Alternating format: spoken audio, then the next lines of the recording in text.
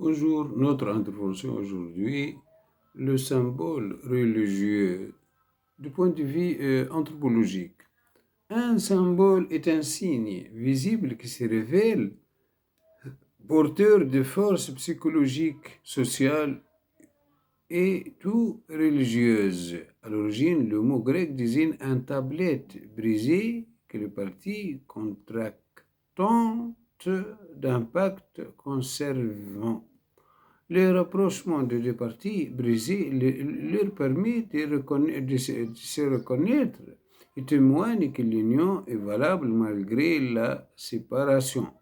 Ainsi, dans la Bible, le jeune Tobie remet la moitié de l'acte signé par son père à l'homme qui en possède l'autre partie. Dans le pays de Mède, il est donc évident que de la même façon que pour le mythe et le rite, c'est l'homme qui crée ce propre symbole à partir d'une tradition qui confère à des signes matériels un arbre, de l'eau vive, une palme, deux bois entrecroisés, un carré inscrit dans un cercle, le soleil, la ligne, etc.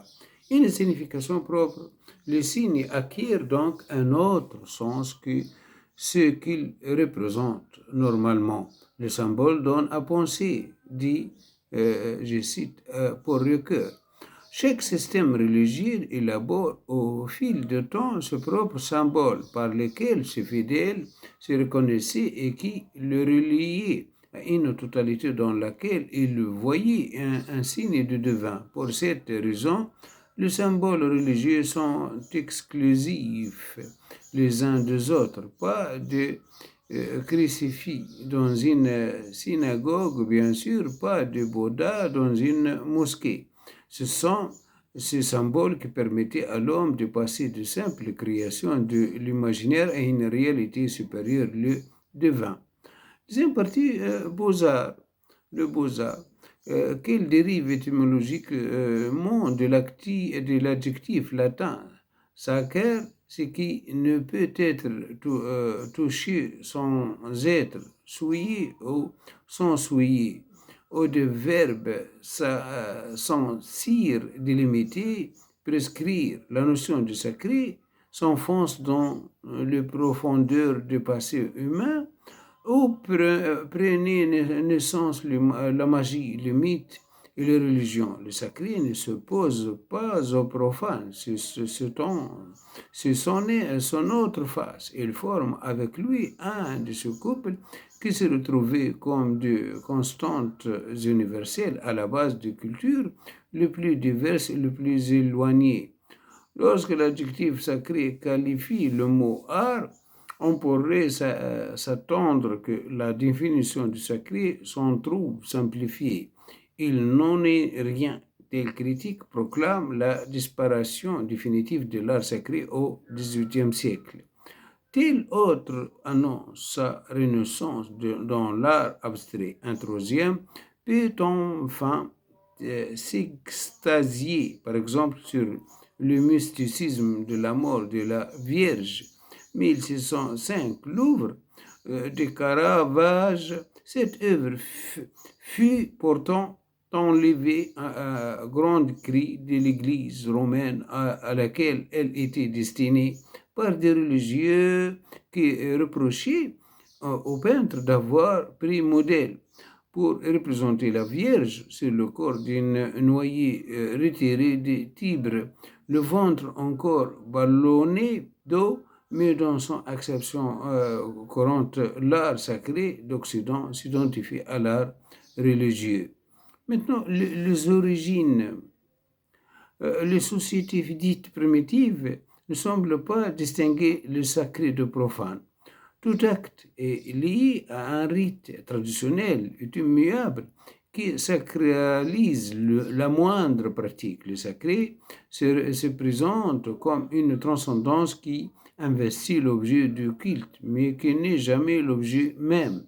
Lorsque plus tard le monde grec se présentera comme le premier maillon de la civilisation occidentale, elle est déjà sortie de cet univers primitif en enseignant une place aux dieux et aux autres aux hommes. Désormais, la divinité prend le trait de l'homme et ne garde de sa mystérieuse altérité que la trace d'un sourire indéfinissable, celui qu'on voit par exemple dans la figure de l'Apollon de Tassos. Euh, Dans l'art grec, le sacré semble se dépouiller de son mystère et l'homme ne voit que son propre reflet de la Zeus, musée national, ou dans la Vénus. Mais ce corps parfait n'appartenait en effet à aucun homme, à aucune femme. Ce ne sont que des images de leur essence réelle et abstraite à la fois. Plus pragmatique, le roman, dont la religiosité ne semble jamais dépasser la superstition ou l'opportunisme et nécessite nulle métaphysique mettant des siècles avant de s'inventer du Dieu pour se donner enfin du Dieu politique et de raison. Leurs empereurs, l'art sacré romain repose moins sur l'expression divinement paternelle de l'Augustus Pontifex, Rome, musée du Vatican, que sur un sens nouveau des lieux de culte pratiqués dans un espace majestueux, solennel et écrasant. Les panthéons et les basiliques de bas empire fourniront un modèle adéquat à la religion chrétienne lorsqu'elle s'imposera comme religion officielle.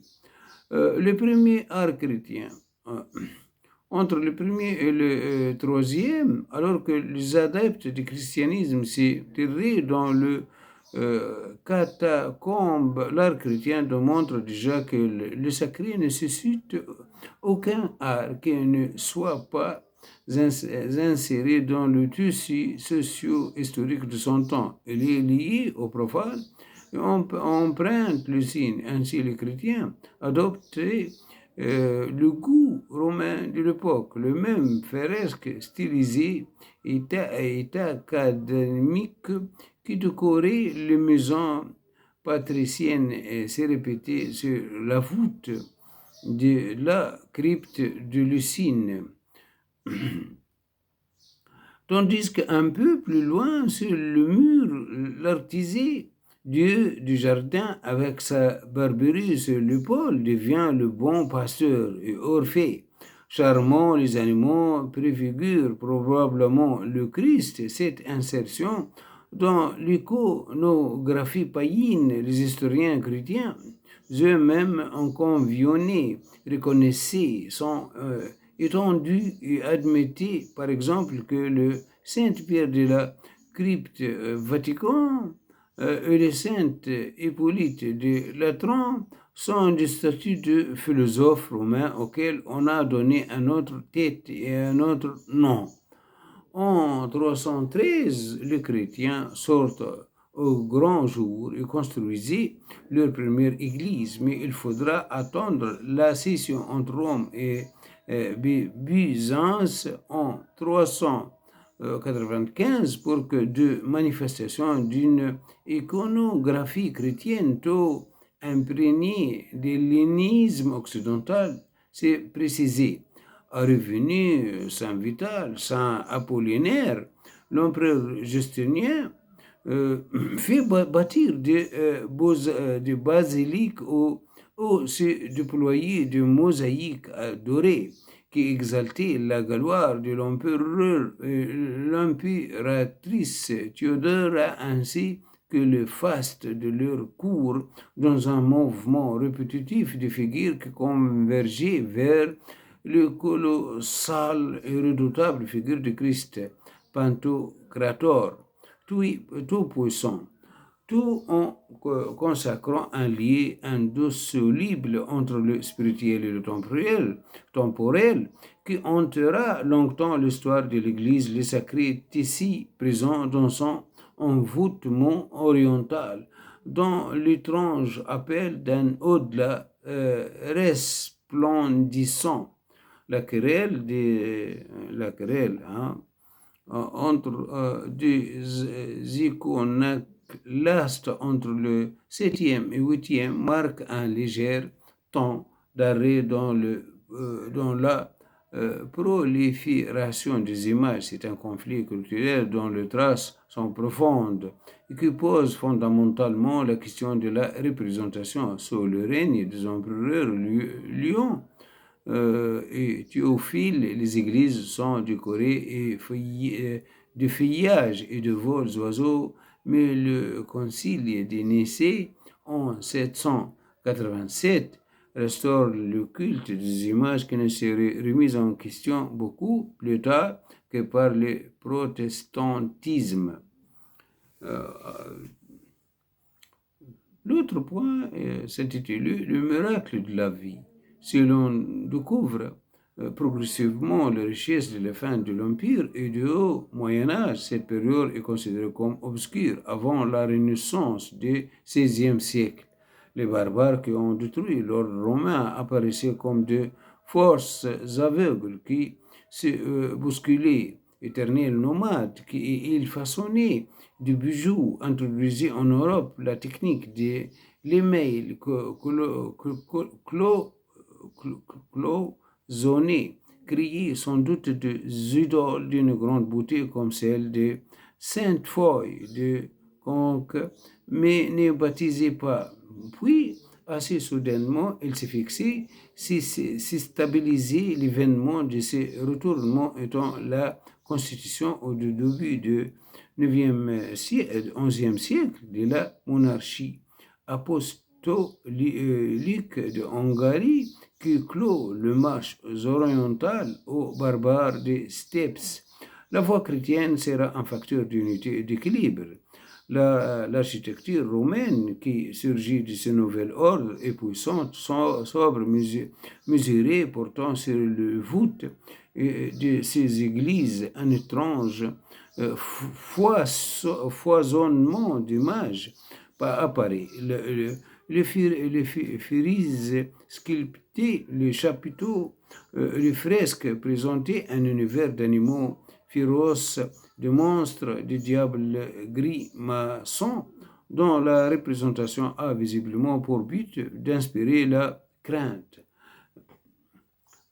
Maintenant, la grande misère de l'art sacré. Les artistes flamands et italiens ont opéré la première importante déchire dans l'iconographie religieuse en ouvrant à la conscience de l'homme, à ses rites, à ses passions, le chant du sacré. À partir de la Renaissance, le divorce s'inscrit dans le fait même de Dieu.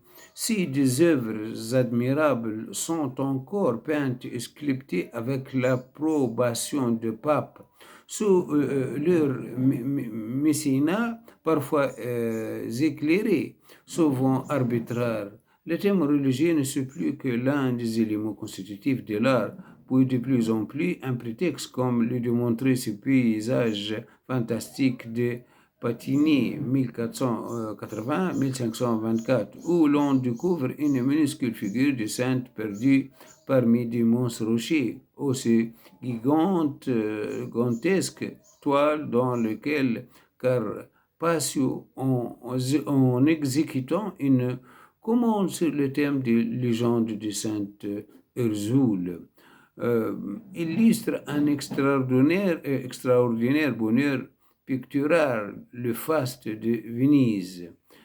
La vision harmonieuse de Raphaël et celle tourmentée de Michel-Ange renvoient-elles précisément au même Dieu? Hein? Les humbles personnages que sont le saint de Caravage de Georges de la Tour peuvent-ils cohabiter avec le saint de Tiepolo et de Robin? Le mysticisme maniéré et théâtral de Gréco ne s'oppose-t-il pas à la profonde lumière intérieure des dernières œuvres de Rimbaud? Ces questions, l'Église a ignoré et n'a pas nourri une doctrine théologique qui s'était durant des siècles appuyée sur la fonction symbolique de l'image. Voilà, notre intervention est terminée. Merci bien de votre attention. Au revoir.